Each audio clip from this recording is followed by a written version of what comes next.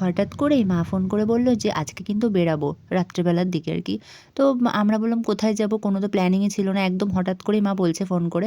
তারপর কি আমরা বেরিয়ে পড়েছি সোজা মার বাড়িতে এসে সোজা ওখান থেকে স্কুটি নিয়ে বেরিয়ে পড়লাম। আর যেহেতু নিউ টাউনের দিকে নাকি বড় করে সেলিব্রেশন হয় 31st এ, তো সেই কারণে মা বলল যে আমরা আগেরবার গিয়েছিলাম 1st জানুয়ারিতে, তো 31st এ নাকি মজা হয়। তো আমরা তো সেই ভেবেই তো এসেছিলাম যে না 31st এ সেলিব্রেশন হবে হয়তো, কিন্তু এখানে এসে অন্যরকম দেখলাম। যাই হোক, এখানে এসে কিন্তু আগে কফি-টফি খেয়ে নিলাম। আর উনি কিন্তু বন্ধ করে দিচ্ছিল দোকানটা। রিকোয়েস্ট করার পরে কিন্তু কফিটা আর কি করে দিল।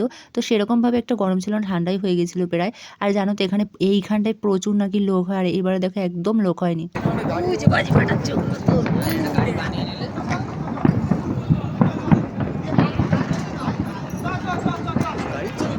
তাছাড়া লোকটা হবেই বা কী করে? কারণ এটা তো 1st জানুয়ারিতে সেলিব্রেশন হয়। আমরা তো 31st এ চলে এসেছি। আর মারা যেহেতু আগেরবার 1st জানুয়ারিতে এসেছিল, তাই দেখতে পেয়েছিল।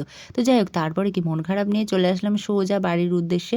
যাওয়ার সময় কিন্তু বিরিয়ানি নিয়ে চলে গিয়েছিলাম বাড়িতে। আর এতটা খারাপ লাগছিল যে এত কষ্ট করে আসলাম। তবে যাই হোক, মজা হয়েছিল কি এটাই যে রাত্রে একটা মানে ভালো একটা ঘোরা হয়ে গেল। আর কিন্তু ঠান্ডার জন্য না ভীষণ কষ্ট হয়ে গিয়েছিল সবারই। তো আমরা এবার যাচ্ছি বাড়িতে। আর কারা, কারা তোমরা ঘুরতে বেরিয়েছো অবশ্যই কিন্তু জানিও। আর লাস্টের দিকে মাই স্কুটি চালিয়েছে। আমি তো ভেবেছিলাম মা হয়তো পারবে না, দেখি না ভালোই চালিয়েছে। চলো এখন না হয় আমরা বাড়ির দিকে যাই। ভিডিওটা কেমন লাগলো অবশ্যই জানিও।